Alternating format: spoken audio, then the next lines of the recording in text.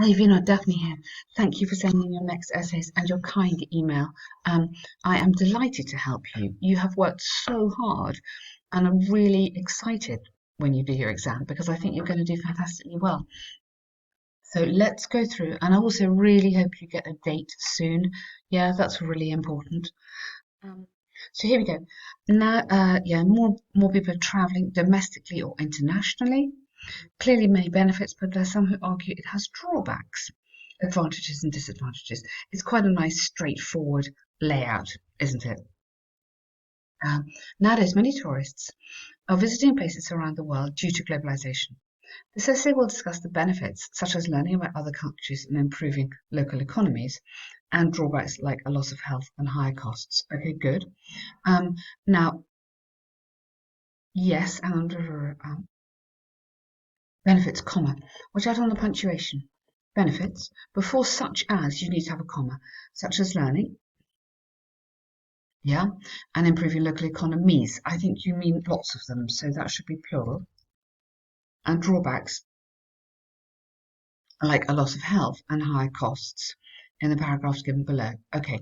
Now, am I going to get your opinion at the end? I do need your opinion. You can give it to me at the end if you want, but you should, on this disadvantages, advantages, you should give me your opinion at the end then. Many tourists and as well as businessmen, because this is not just tourists. So make sure you keep that as wide as you can. And high costs. Okay, good. Cultural diversity has been a fundamental advantage of travelling for many decades. Lovely sentence. This is because travellers frequently interact with different people and learn about other languages, cultures, and religions. Fantastic. As a result, people could develop, here, wider, there's an adjective in there, and improved social skills. It makes the sentence longer, okay, because obviously that is better. And also you're giving me more vocabulary, and that is better, okay? As a result, I think it wants a comma there. Moreover, touring to different places, either in their own country or various other nations, improves local economies. You have to have plural there, due to the fact that visitors frequently, let's get some of these words in, frequently buy native goods and services while abroad. Now you've got touring there and touring here. So instead of that one, put while abroad or overseas. Or if you want to cover everything, or away from home, because that could be domestic or international, couldn't it? So other sort of useful vocab for you there. As a result, comma, uh, not it. I would go this trend rather than it. As a result, this trend would not only create local employment, but also improve whose quality of life. So just questioning that one, whose quality of life as well. For example, recent studies have revealed that if millennials were travelled around the world for a year, now not were travelled, just travelled. So were travelled is the passive. You don't need a passive in there. If millennials, no apostrophe either. It's just a straight plural.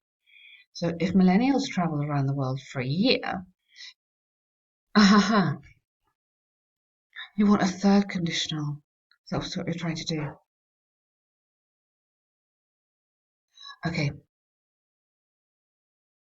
I'm not sure if it works here actually.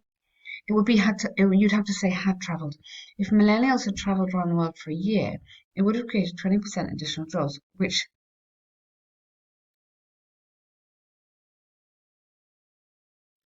do you know what? I don't think you can really use the third conditional here, because the third conditional is only used when we are in the future and look back. I wish I hadn't had 3 cups of coffee this morning. It's this idea of you're in the future and looking back. Um, I think you just want to. I know you're trying really hard, but you can't force it in there quite that much. So I would. Third condition is had, but I think you just want second. If millennials travelled around the world, it would create. Yeah. So if they travelled, it would create. Because you're saying it's good for the economy, so look forward. With the third conditional is looking backwards, which doesn't quite work with your argument. It would create additional jobs. Second conditional still gets you lots of points. You do it correctly, you get the marks. Therefore, it should be acknowledged that tourism might not only develop but also improve. Careful, might not only develop but improve. Yeah, uh, the economy of the country. Okay, very good work. Nevertheless, travelling has many disadvantages.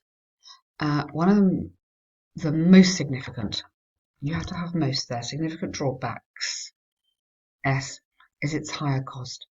Is its high cost. When you say higher, you're comparing it to something, and I don't know what you're comparing it to. It's high cost. This is because the expensive rates of flight tickets, hotel lodging, and living expenses, and purchasing what? Purchasing has to be purchase something. Or you just have three. 1, 2, and 3. Many believe this may be a total waste of money and could be wisely spent on charity, yeah, or education instead. Furthermore, some journeys take a toll, nice expression, on one's physical and mental health. Here you do need an apostrophe because it's possessive, it belongs to you. This is due to the fact that touring, let's have visiting, exploring. There's quite a lot of words you can use. Exploring Mount Everest. It doesn't have an article because there's only one of it. So it doesn't need that. It's just Mount Everest. Okay? And even the Sahara Desert needs a lot of physical fitness. Rather than needs, demands, I would say demands extreme physical fitness. Physical fitness, and in adverse situations, these trips could result in severe injuries or fatalities. For example, recent spelling empirical research by the World Tourism Ministry has revealed that if people travelled, okay, so you've got your conditional again, but you've used travelled there, so don't use travel again. If people,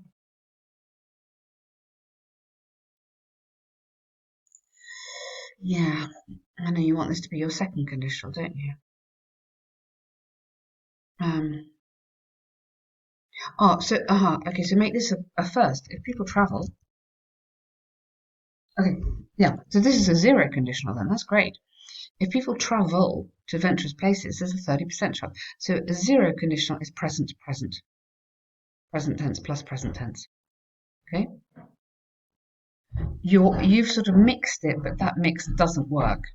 So make sure you're super happy on these conditionals. Of critical injuries might for the persons who might be traveling, for the adventurers.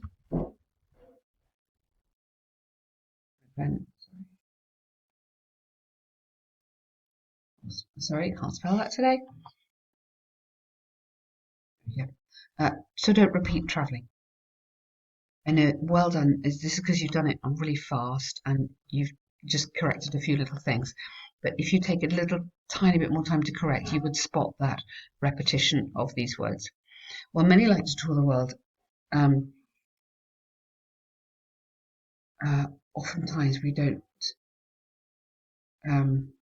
Sometimes you can't have oftentimes. You can either have often or just sometimes, one or the other. It has, yes, good. Really, really nice paragraph. Well done.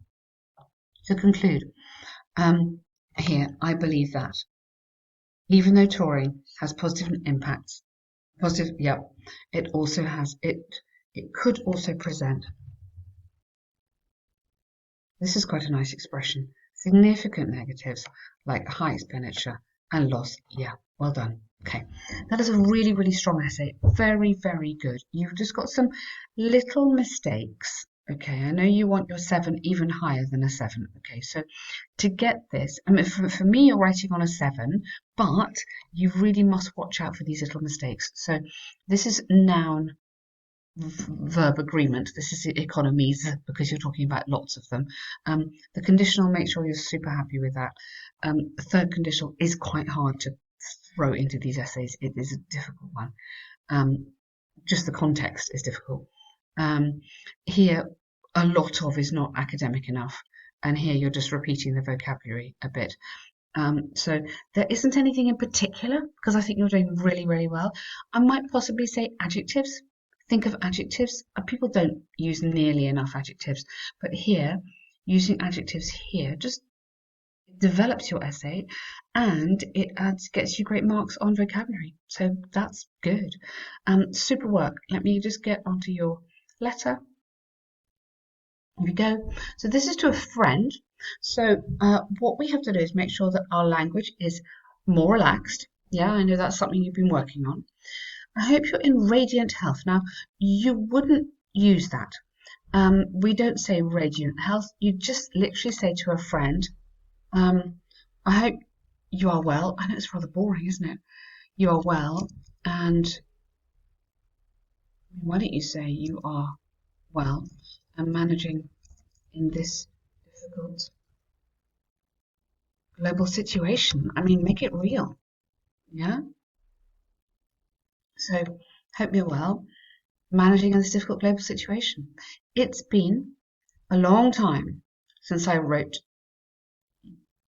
to you.